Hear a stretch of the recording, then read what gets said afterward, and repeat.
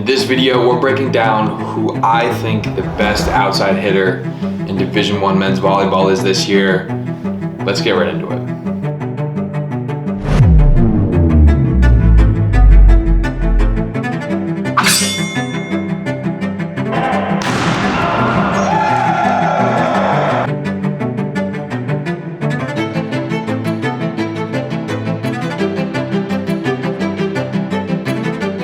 Last season in men's volleyball was a really great year in terms of talent, and the senior class in 2024 was one of the best senior classes in a long time. In terms of the outside position, you have big time names like Champlin, Jacob Pasteur, and Gianni, among other guys, but those were some of the All-Americans from last year who graduated this year, and we have to decide on who we think is going to be the best outside for the 2025 season. If you look at the tape from last year, you'll probably say Hilir Henno. He won the American Volleyball Coaches Association National Player of the Year, had a phenomenal year, hitting .373, leading the country in points at .552 per set, and 18th in aces. Henno was the Big West Player of the Year, a first-team All-American, and first-team All-Big West choice. Henno had a really phenomenal 2024, and I think he's a big-time player who has one of the most unique styles to the game. That's really this new, crafty, creative, really intentional style of manipulating the ball around the block, using his height to his advantage to dunk the ball over a block when the opportunity is there, and just thinking outside of the box, not playing the position like it's been played for the past 10 years. Really getting the most out of every attempt that he has, which I think is the reason why he won Player of the Year last year, and I think why he's going to be one of the best outsides in the country again this season for UC Irvine. There's a couple other guys on my list that I think are in the conversation, one of them being Rama, who is going to get his first real season of full playing time this year. Due to the graduation of Champlin, I think he's going to step in there at UCLA and be just a stud. We saw what he could do in limited time over the past 2 years. 21 kills last year against BYU in one of his starts, 14 kills in the MPSF championship match against Grand Canyon. When he gets the time, you see his ability. He's 6'7", touches top of the antenna, and just hits over and around guys, and he's going to be a big-time player. He's going to be an All-American, finally getting a full season at that position. It's just a matter of which team he is selected for. The one thing about UCLA is they have a lot of talented guys. So sometimes when you are on a team full of talent, your stardom gets a little bit overshadowed by everyone else. I said this earlier on in the year. I think if Rama was on any other team, he'd be a two-time All-American already. That's how talented he is. You put him on any other program without Champlin and Robinson, and he's an All-American 2 times already his freshman and sophomore campaign. We can't talk about UCLA without bringing up Cooper Robinson, who I think is going to be the best outside in the country this season. He's the most powerful, highest ceiling player on the outside, and you watch the tape and you will agree with me. He hits so high, he hits so hard. There isn't really a block that's going to phase him when UCLA's in system and the middles are on, because he's going to get one-on-ones with Rowan setting him the ball, and he's just going to absolutely demolish it like he's done all his career.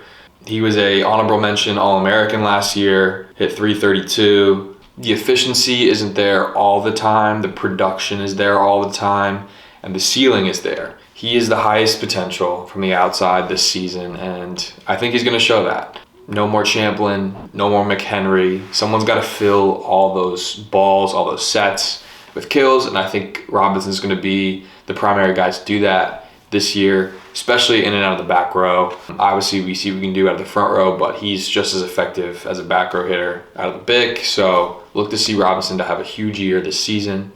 And the last guy on my list is Sotiris Siapanis, outside from Long Beach. He's in his final season with the Beach. Every single year he's gotten better. You know, as a freshman on Ohio State, he was first team MIVA, honorable mention All-American, and every year went from honorable mention to second team to first team. 342 on 308 kills. I know a lot of people talk about Siapanis in last year's final and how he might not have had the best game, hitting I think 161 in that one, but he's he's a top 5 outside in the country. He gets it done. He's super efficient, and he's a great player all around. He does it all: serving, passing, side out efficiency, hitting in out of the back row and front row. So when you have those type of numbers against really good competition, Long Beach isn't playing, these run-of-the-mill teams. They're playing the best teams in the country, and you're still hitting 300 plus. I think that just goes to show how good of a player he is. And I think this last season for him, he's going to take another big step up and contribute heavily for Long Beach. Nikolov's going to be setting, obviously, which is going to help him hopefully in getting a little bit more one-on-ones on the outside. So we'll see how that connection works as the season progresses. I think Skylar Varga on the right side last year, moving to outside this season, is going to be good for Siapanis as well, kind of having 2 solidified players in those roles compared to last year where they were flipping between Harlan, Godbold, and a couple other guys at that position. So we'll see how Siapanis does, but these are my top 4 guys. I have Robinson at number 1. I think he's going to have the best season this year. I think he's going to show everyone what kind of a player he is and put D1 men's volleyball on notice with his skill. I think Henno's number 2, clearly National Player of the Year last season. He's in that conversation for best player in the country. I don't think he is able to produce the same level he did last year, but I think he's going to be very close, and I think the season that Robinson will have is just going to overshadow that a little bit, which is why I have him at number 1. But Henno's a close second. We obviously know what kind of player he is, and he's a stud. He's a big-time player. I have Zach Rama at number 3. I think he gets his first real season of play this year for UCLA, and he's going to show out and do a lot with Andrew Rowan as the OH2. And I have Siapanis at number 4 as my 4th outside. I think going into his final season, he's going to continue to level up, continue to get better, improve in service even those big games, and show why he's a 340, 350 plus hitting average player for Beach, and show up in big moments for them when they inevitably have some big games down the line, most likely against the Bruins and some teams of that caliber. But we'll see how these guys do. Let me know in the comments if you think differently about who's going to be the best outside this year. Anyone else I missed? Obviously, there's other guys outside of the top teams in the country that are producing at a high level. But I think when you're doing it on the best teams, playing against the best opponents, it gives you a little bit of a leg up. So that's why I have these 4 guys.